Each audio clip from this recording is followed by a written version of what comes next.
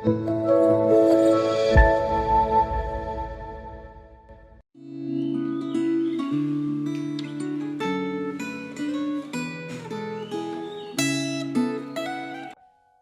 saudara yang kasih di dalam Tuhan.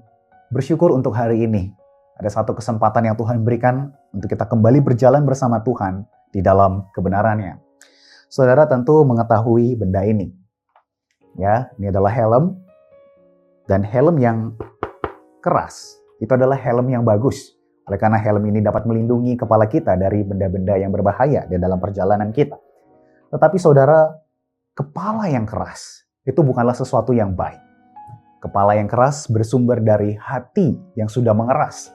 Dan hal tersebut tidak baik untuk hidup kita dan tidak baik untuk kehidupan rohani kita. Bersyukur oleh karena hari ini kita bersama-sama dapat kembali melakukan refleksi.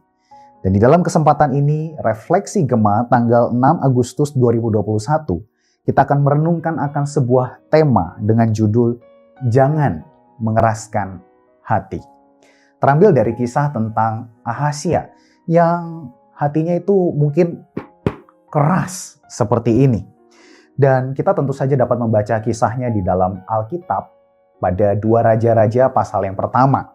Dan saat ini saya hanya akan membacakan ayat yang kedua sampai yang keempat, lalu disusul dengan ayat yang ke-17a.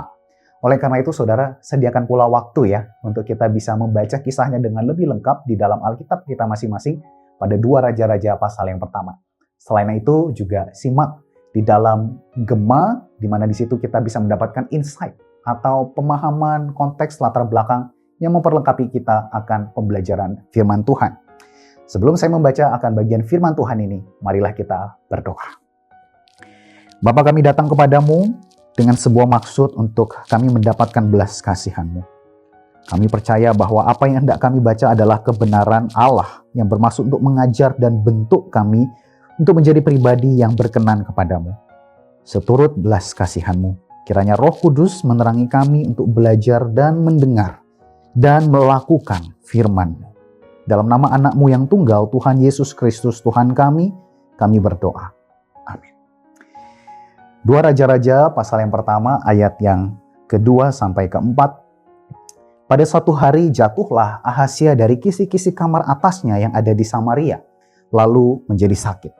Kemudian dikirimnyalah utusan-utusan dengan pesan, "Pergilah, mintalah petunjuk kepada Baal-Zebub, Allah di Ekron. Apakah aku akan sembuh dari penyakit ini?"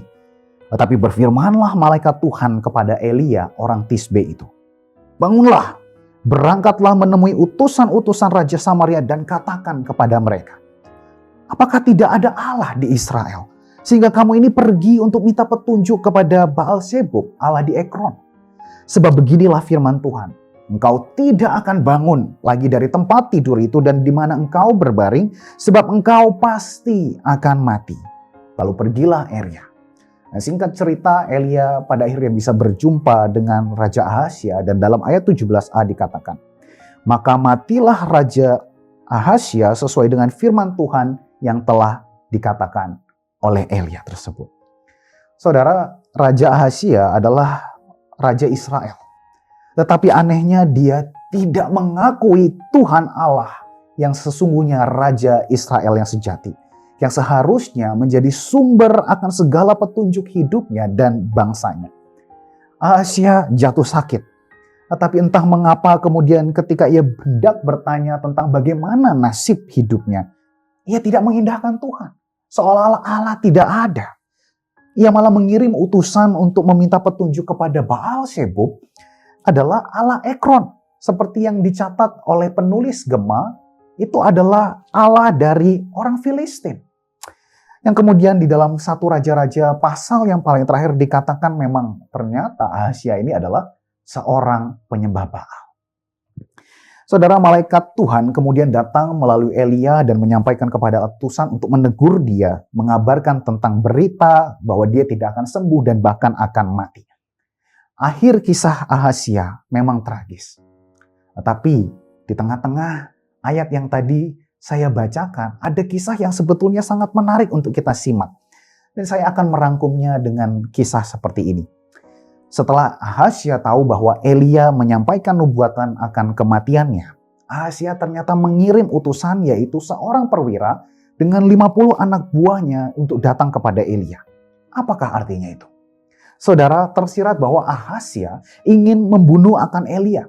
Sebab yang diutusnya ini adalah seseorang dengan pangkat militer, yaitu seorang perwira. Ditambah lagi dengan 50 anak buah. Untuk apa sedemikian banyak orang? Untuk menghadapi seorang Elia. Apalagi kalau bukan untuk mencelakakan atau untuk mendatangkan ancaman bagi Elia. Seolah-olah bukan seorang raja Israel.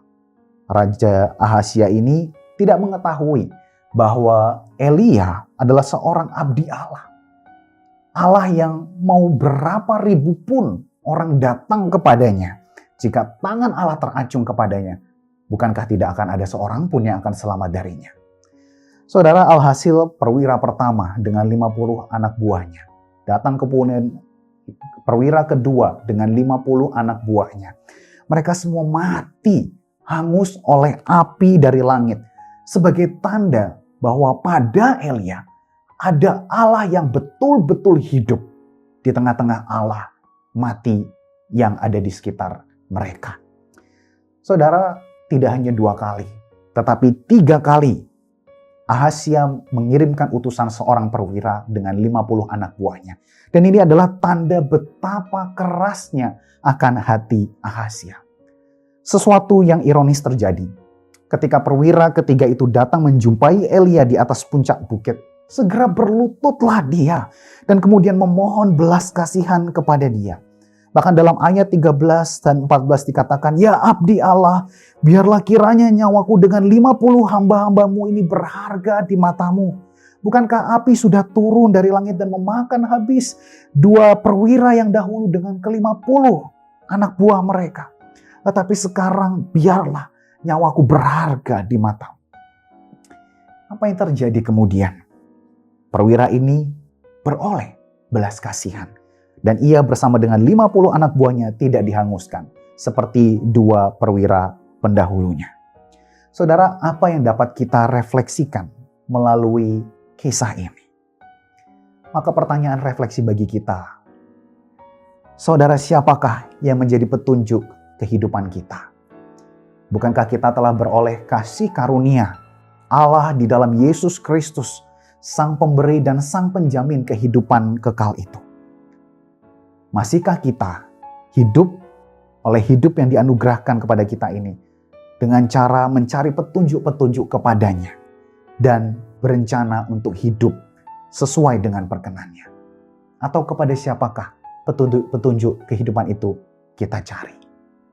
Yang kedua, penulis Gema mengajak kita untuk merefleksikan bagaimana sikap kita ketika kita berbuat dosa dan Tuhan berkenan untuk menegur kita. Sikap apakah yang kita tunjukkan ketika teguran itu datang? Melalui khotbah, melalui firman Tuhan dalam renungan, maupun melalui orang-orang yang Tuhan utus kepada kita, menyingkapkan akan kelemahan dan dosa-dosa kita. Sikap apakah yang kemudian kita tunjukkan? Dan yang terakhir, kiranya pada hari ini, kita sungguh-sungguh belajar jangan lagi mengeraskan hati.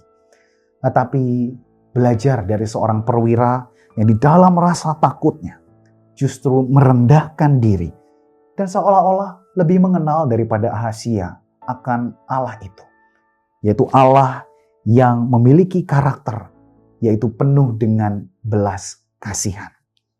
Saudara, mari kita datang kepada Allah yang penuh dengan belas kasihan itu. Bertobatlah dan janganlah mengeraskan hati kita. Mari kita berdoa. Tuhan, terima kasih, hari ini adalah tanda betapa Engkau mengasihi kami. Sehingga Engkau yang penuh kasih setia itu berkenan untuk memberi kami kesempatan untuk melembutkan hati kami yang keras ini. Tuhan, mampukanlah kami untuk melepaskan hal-hal yang saat ini telah Engkau singkapkan dan yang tak berkenan di hadapan-Mu. Berikanlah kami petunjuk-Mu. Sertailah kami dengan Roh-Mu yang suci dan yang kudus, yang semakin nyata bekerja dalam batin nurani kami, supaya kami bisa hidup semakin berkenan di hadapan-Mu. Di dalam nama Yesus, pandu kehidupan kami berdoa. Amin.